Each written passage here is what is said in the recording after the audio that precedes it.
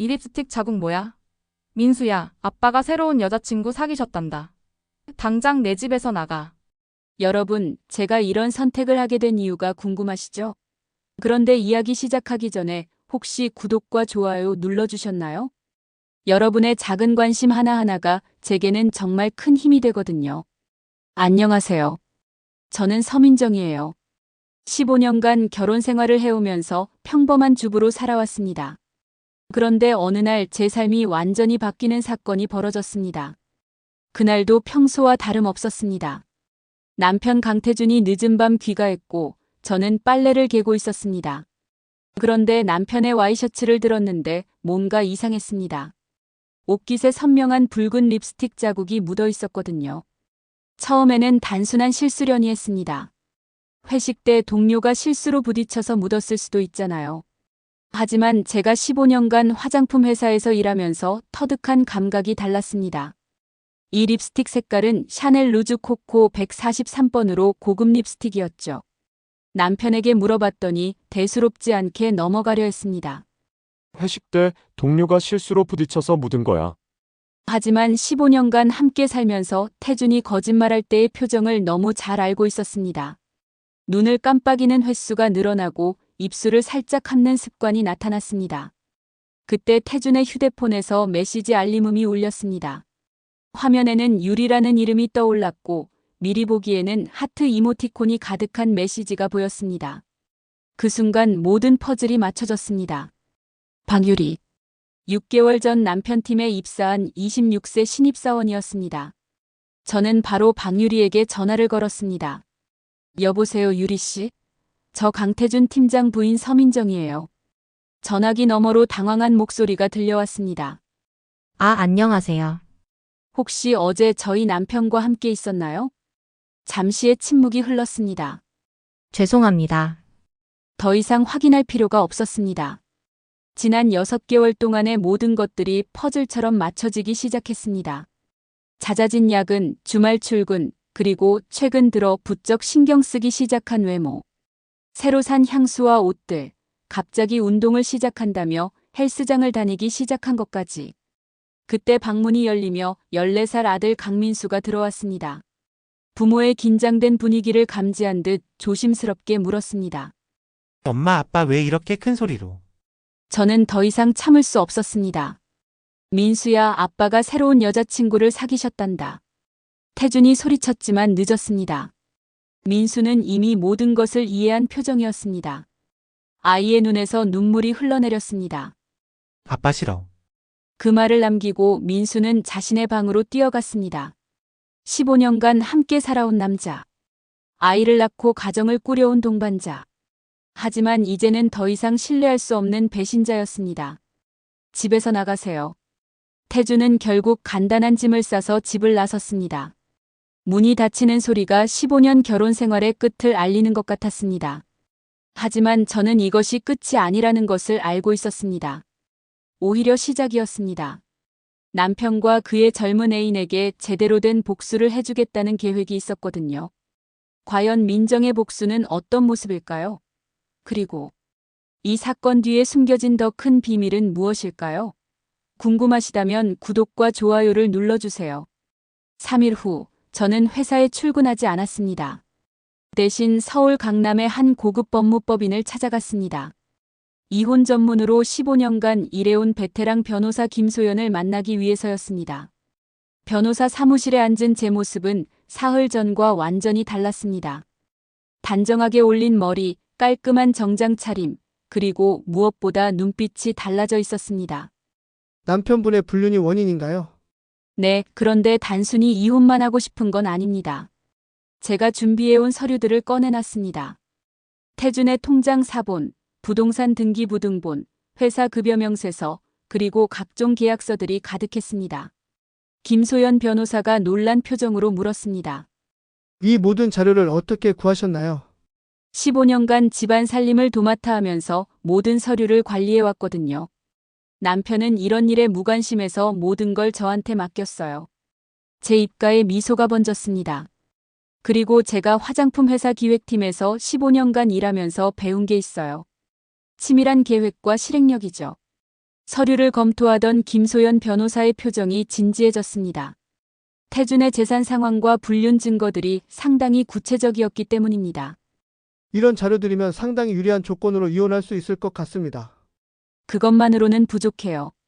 제 목소리가 차가워졌습니다. 다음 날, 저는 태준의 회사로 향했습니다. 하지만 남편을 만나러 간 것이 아니었습니다.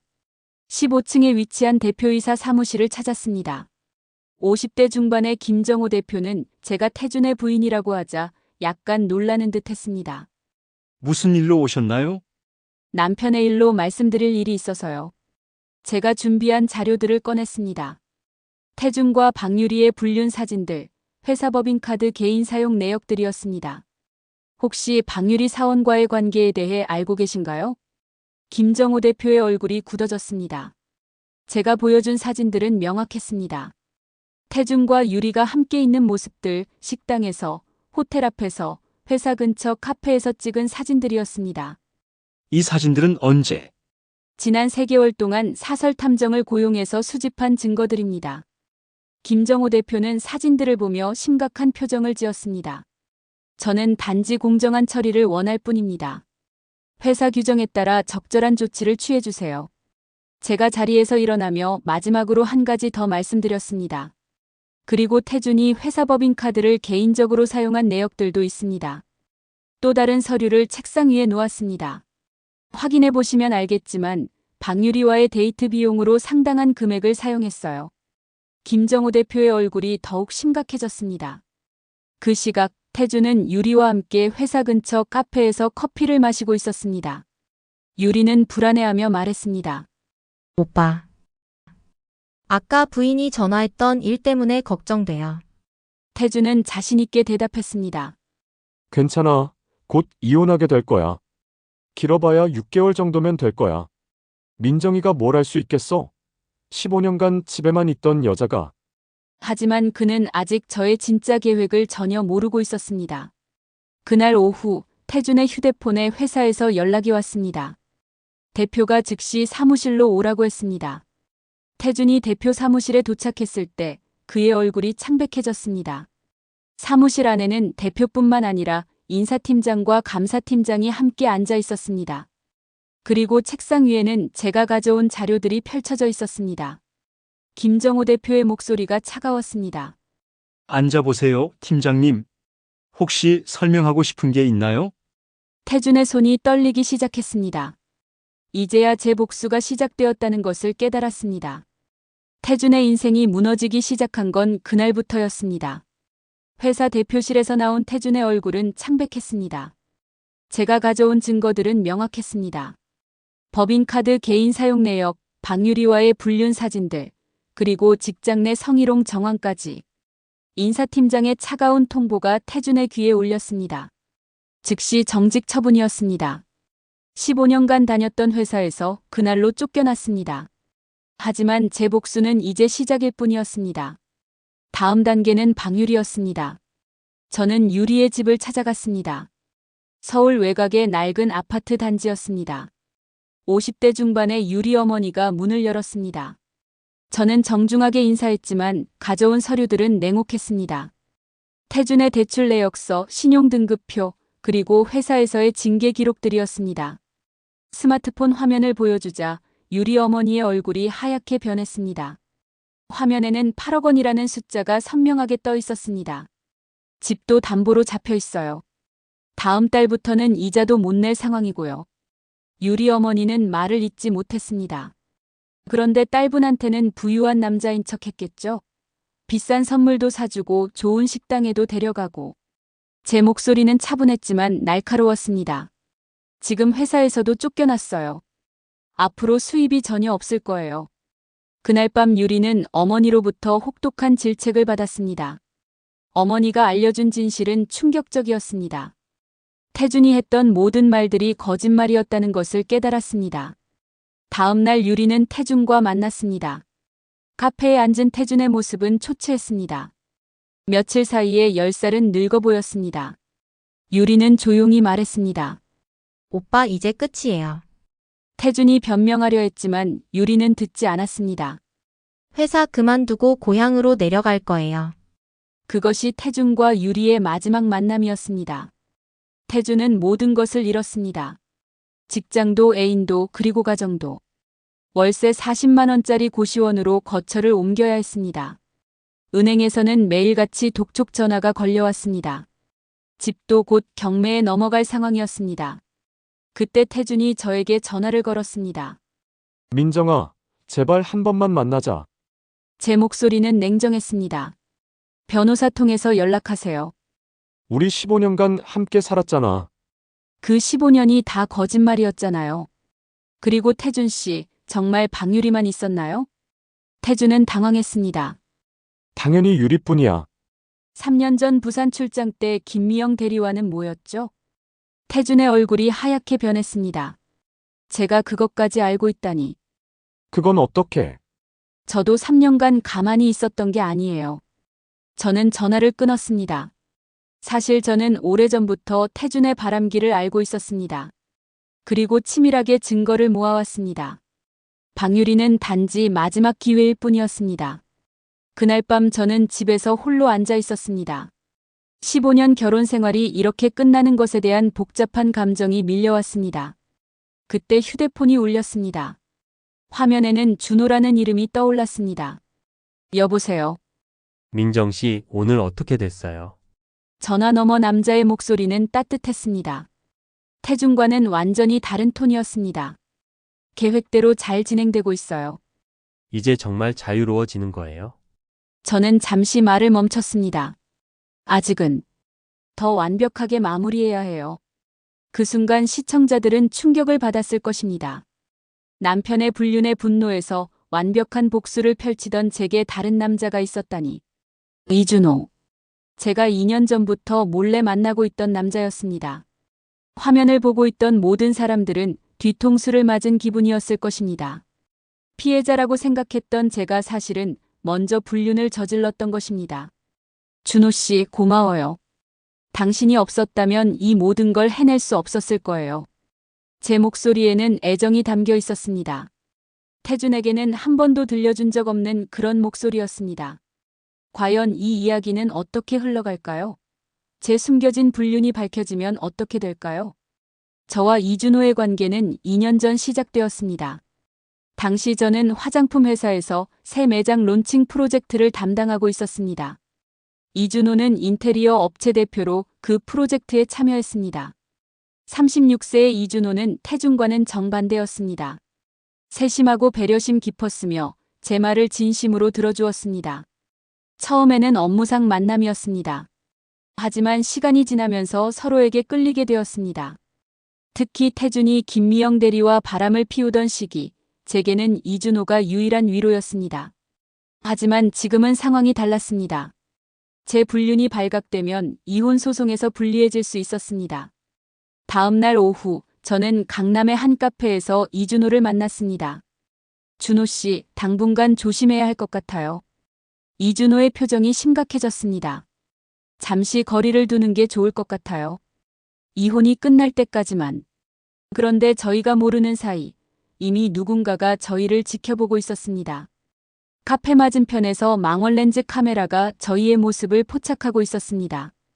촬영하는 사람은 40대 중반의 남자 사설탐정 이상호였습니다. 태준이 마지막 남은 돈을 긁어모아 고용한 탐정이었습니다. 이상호는 일주일 동안 저를 미행했습니다. 그리고 결정적 순간을 포착했습니다. 제가 이준호와 손을 잡고 걸어가는 모습, 포옹하는 장면까지. 하지만 문제가 있었습니다. 태준에게 돈이 없었습니다. 계약금 100만 원만 받고 시작한 조사였는데 나머지 200만 원을 받지 못하면 자료를 넘겨줄 수 없었습니다. 이상호가 고시원으로 태준을 찾아왔습니다. 강태준 씨, 나머지 비용 언제 주실 건가요? 이번 주 안에 구해올게요. 그러시길 바랍니다. 아주 중요한 증거를 잡았거든요. 태준의 눈이 번뜩였습니다. 부인이 다른 남자와 2년간 불륜 관계를 유지하고 있어요. 그것도 당신보다 먼저 시작했고요. 태준은 희망을 품었습니다. 만약 제 불륜이 먼저 시작되었다면 자신의 불륜이 정당화될 수 있을 거라고 생각했습니다. 하지만 태준이 돈을 구할 방법은 없었습니다. 그때 뜻밖의 인물이 나타났습니다. 고시원 앞에서 태준을 부르는 목소리가 들렸습니다. 태준이 돌아보니 의외의 사람이 서 있었습니다. 제 친동생 서민경이었습니다. 33세의 민경은 대기업에 다니는 커리어 우먼이었습니다. 평소 태준을 별로 좋아하지 않았는데 갑자기 찾아온 것이 의외였습니다. 민경 씨? 여기는 어떻게? 언니 일 때문에 왔어요. 민경은 태준을 찬찬히 살펴봤습니다. 초췌해진 모습이 한눈에 들어왔습니다. 형부 솔직히 말할게요. 언니가 다른 남자 만나고 있어요. 태준은 깜짝 놀랐습니다. 2년 전부터 이준호라는 남자와 만나고 있어요. 저도 최근에 알게 됐어요. 민경의 폭탄 고백에 태준은 혼란스러웠습니다. 그럼 민경 씨는 왜 저한테 이런 얘기를? 언니가 너무하다고 생각해요. 형부도 잘못했지만 언니도 똑같이 잘못했잖아요. 민경은 가방에서 봉투를 꺼냈습니다. 여기 300만 원 있어요. 탐정비로 쓰세요. 태준은 믿기지 않았습니다. 공정하게 싸우라는 거예요. 언니 혼자만 피해자인 척 하는 게 싫어요. 민경은 봉투를 태준에게 건네주고 떠났습니다. 태준은 즉시 이상호에게 연락했습니다. 1시간 후 태준은 이상호 사무실에서 충격적인 자료들을 받았습니다. 아내와 이준호의 사진들, 동영상, 그리고 저희가 함께 있었던 날짜와 장소들이 상세히 기록되어 있었습니다. 이 자료면 이혼 소송에서 유리하게 작용할 거예요. 이상호의 말에 태준은 처음으로 미소를 지었습니다. 하지만 태준도 이상호도 몰랐습니다. 이미 제가 이 모든 상황을 예상하고 있었다는 사실을 말입니다.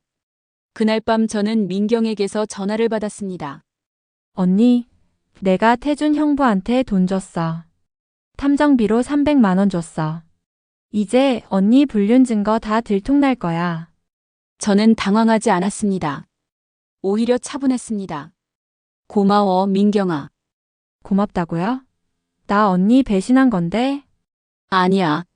내가 해준 게 맞아. 민경은 제 반응을 이해할 수 없었습니다. 모든 게 계획대로야. 전화를 끊은 제 입가에 미소가 번졌습니다.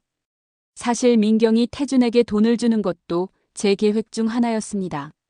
저는 동생을 이용해서 태준이 제 불륜을 파헤치도록 유도한 것입니다. 왜 그랬을까요? 제게는 더 큰 계획이 있었습니다. 다음 날 태준은 변호사 사무실을 찾았습니다.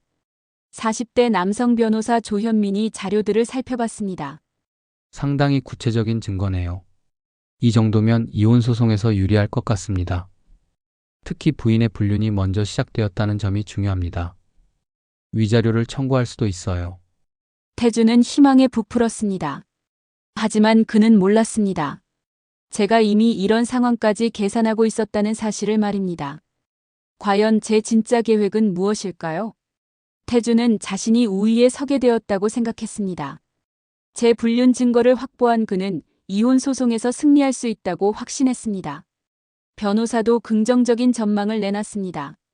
조현민 변호사가 서류들을 정리하며 말했습니다. 강태준 씨, 이 증거들로는 상당히 유리하게 소송을 진행할 수 있어요. 태준은 마침내 저를 굴복시킬 수 있다고 생각했습니다. 그날 저녁 태준이 저에게 전화를 걸었습니다. 민정아, 이제 얘기 좀 해보자. 제 목소리는 태연했습니다. 너도 이제 다 끝난 거 알잖아. 무슨 소리인지 모르겠어요. 이준호 말이야. 다 알고 있어. 전화기 너머로 잠시 침묵이 흘렀습니다. 만나서 얘기할까요? 제 반응에 태준은 당황했습니다. 당황하거나 부정할 거라고 예상했는데 오히려 담담했습니다. 다음 날 두 사람은 한강공원에서 만났습니다. 태준은 탐정 자료를 가져왔습니다. 저와 이준호의 사진들을 펼쳐 보이며 승리감에 젖어 있었습니다. 이제 어떻게 할 거야? 저는 사진들을 차분히 바라봤습니다. 그리고 예상치 못한 반응을 보였습니다. 잘 찍혔네요. 태준은 제 태도를 이해할 수 없었습니다. 민정아, 지금 농담할 상황이야? 농담이 아니에요. 정말 잘 나왔거든요. 저는 가방에서 서류 봉투를 꺼냈습니다. 태준 씨도 이거 보세요. 봉투 안에는 더 많은 사진들이 있었습니다. 태준과 박유리의 사진들이었죠. 하지만 이상한 점이 있었습니다.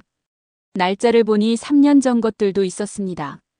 태준이 김미영 대리와 있는 사진들도 포함되어 있었습니다. 이건 언제 찍은 거야? 3년 전부터요. 제가 고용한 탐정이 찍었어요. 태준의 얼굴이 창백해졌습니다. 3년 전부터? 네, 그때부터 태준 씨를 조사해 왔어요. 김미영 대리와의 불륜, 접대부와의 만남, 그리고 최근의 박유리까지. 저는 더 많은 서류들을 꺼냈습니다. 그리고 이준호 씨와 제가 만난 건 2년 전이에요. 태준 씨 불륜을 발견한 후였죠. 태준은 말문이 막혔습니다. 하지만 더 중요한 건 따로 있어요. 제가 또 다른 서류를 보여주자 태준의 얼굴이 하얗게 변했습니다. 서류에는 충격적인 내용이 적혀 있었습니다. 태준이 회사 기밀을 경쟁업체에 빼돌린 정황이 상세히 기록되어 있었습니다. 3년 전 김미영 대리와 바람 피울 때 그분이 경쟁업체 스파이였던 거 몰랐죠? 태준은 믿을 수 없다는 표정을 지었습니다.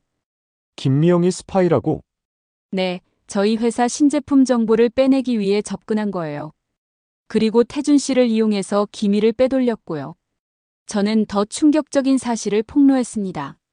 이 증거들을 회사에 제출하면 태준 씨는 단순한 해고가 아니라 형사처벌까지 받을 수 있어요. 태준은 머리가 복잡해졌습니다. 자신이 승리했다고 생각한 순간 더 큰 함정에 빠져 있었던 것입니다.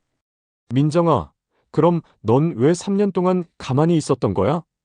가만히 있었던 게 아니에요. 준비하고 있었던 거죠. 제 눈빛이 차가워졌습니다. 태준 씨를 완전히 무너뜨릴 완벽한 계획을 세우고 있었어요. 완전히 무너뜨린다고? 네, 회사에서 쫓겨나는 것도, 감옥에 가는 것도, 모든 재산을 잃는 것도, 그리고 저는 잠시 말을 멈췄습니다. 아들까지 잃는 것까지. 태준의 전신에 소름이 돋았습니다. 민수를 왜 끌어들여? 민수는 이미 태준 씨를 아빠로 인정하지 않아요. 지난 3년간 태준 씨가 집에 신경 쓰지 않는 동안 제가 혼자서 키웠거든요. 저는 스마트폰을 꺼내 보여줬습니다. 민수가 찍힌 영상이었습니다. 영상 속에서 민수는 또래 친구들에게 말하고 있었습니다. 우리 아빠는 나쁜 사람이야. 엄마를 울리고 다른 여자랑 놀아. 태준의 마음이 무너져 내렸습니다. 그리고 한 가지 더 알려드릴 게 있어요. 저는 마지막 폭탄을 터뜨렸습니다. 이준호 씨요? 사실 제 변호사예요. 변호사? 네, 이혼 전문 변호사죠. 2년 전부터 이 모든 계획을 함께 세웠어요. 태준은 완전히 당황했습니다. 그럼 너희가 연인 관계라는 건? 연인 관계 맞아요. 하지만 동시에 변호사이기도 해요. 제 입가에 차가운 미소가 번졌습니다. 놀랍죠? 이준호 씨는 하버드 법대 출신이에요. 국제 로펌에서 15년간 일한 베테랑이고요. 태준은 자신이 얼마나 큰 함정에 빠져 있었는지 깨달았습니다. 그럼 처음부터 다 계획이었다는 거야? 맞아요. 태준 씨를 완전히 파멸시키기 위한 완벽한 계획이었죠. 저는 자리에서 일어났습니다. 참고로 태준 씨가 고용한 탐정도 저희가 매수했어요. 200만 원 더 줬거든요. 태준은 절망감에 빠졌습니다. 자신이 마지막 카드라고 생각했던 것도 사실은 제 계획 중 일부였던 것입니다. 왜? 왜 이렇게까지 해? 15년이에요. 15년간 저를 속이고 무시하고 배신한 대가예요. 저는 태준을 마지막으로 바라봤습니다. 이제 정말로 끝이에요. 하지만 이야기는 여기서 끝나지 않았습니다. 제도 예상하지 못한 마지막 반전이 기다리고 있었습니다. 제가 떠난 후 태준은 한강공원 벤치에 혼자 남았습니다. 모든 것이 무너져 내렸습니다. 15년 결혼 생활, 직장, 애인, 그리고 아들까지. 제 완벽한 계획에 의해 모든 것을 잃었습니다. 그런데 그때 태준의 휴대폰이 울렸습니다. 낯선 남자의 목소리였습니다. 강태준 씨인가요? 병원에서 연락드립니다. 부인께서 교통사고를 당하셨어요. 태준은 깜짝 놀랐습니다. 급히 병원으로 향했습니다. 응급실에 도착하니 제가 침대에 누워 있었습니다. 의식은 있었지만 얼굴과 팔에 상처가 있었습니다. 민정아, 괜찮아? 저는 태준을 보고 약간 놀란 표정을 지었습니다. 왜 왔어요? 병원에서 연락 왔어. 다른 보호자가 없다고 해서. 그때 의사가 다가왔습니다. 보호자분이시군요. 환자분께서 뇌진탕 증세가 있어서 하루 정도 입원하셔야 합니다. 태준은 고개를 끄덕였습니다. 저는 태준의 행동을 이해할 수 없었습니다.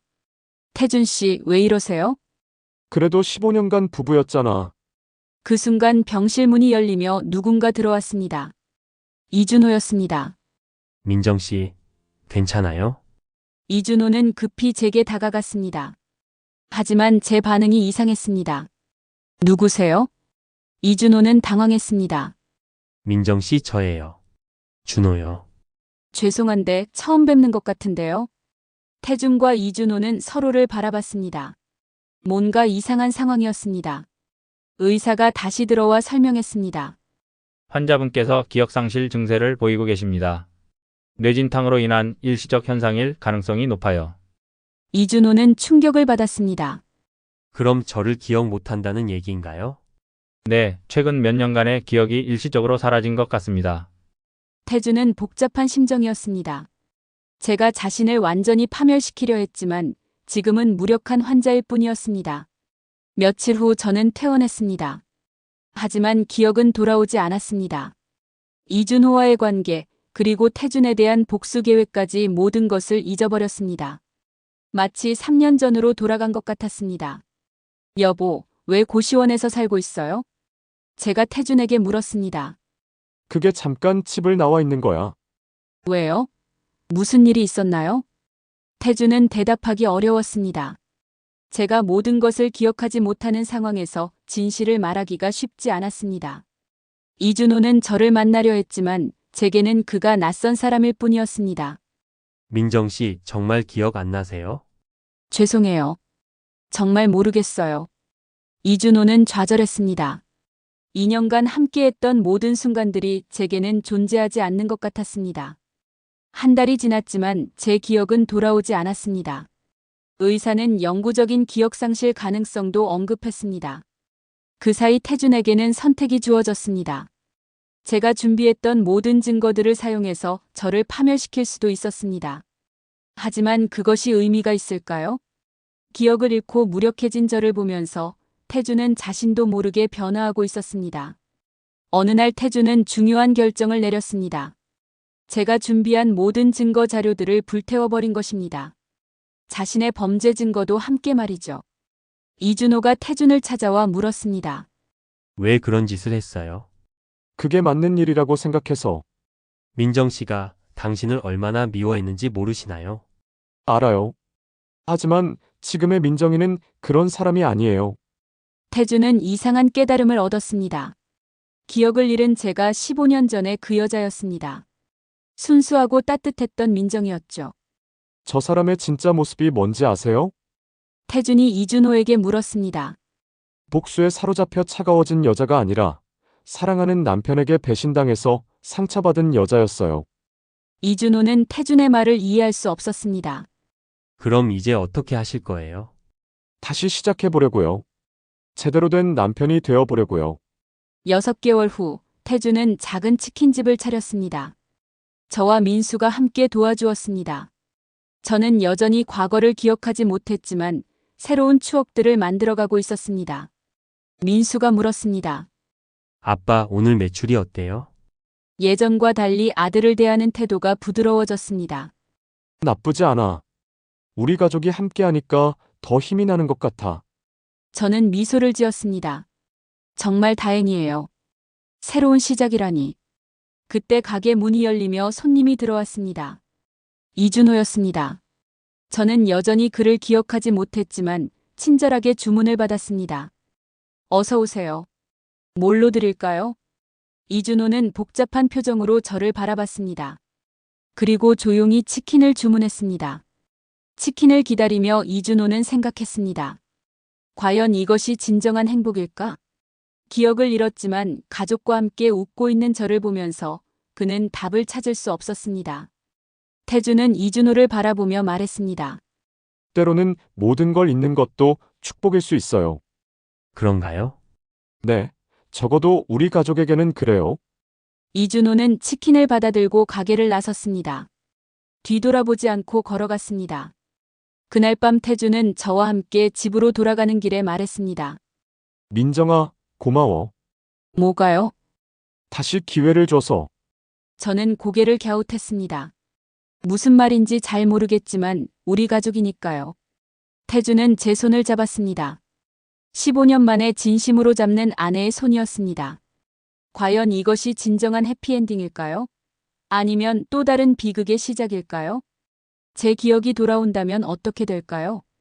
하지만 적어도 지금 이 순간, 이 작은 가족은 행복해 보였습니다.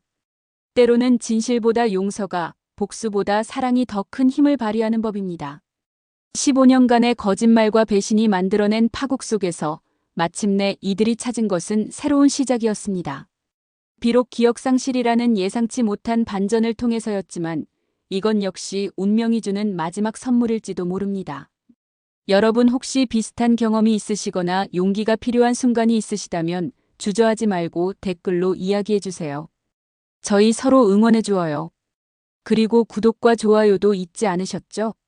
여러분의 작은 관심이 저처럼 용기가 필요한 누군가에게 큰 힘이 될 수 있어요. 오늘도 제 이야기를 끝까지 들어주셔서 고마워요. 여러분 모두 행복하세요. 그럼 다음 이야기에서 또 만나요. 안녕히 계세요.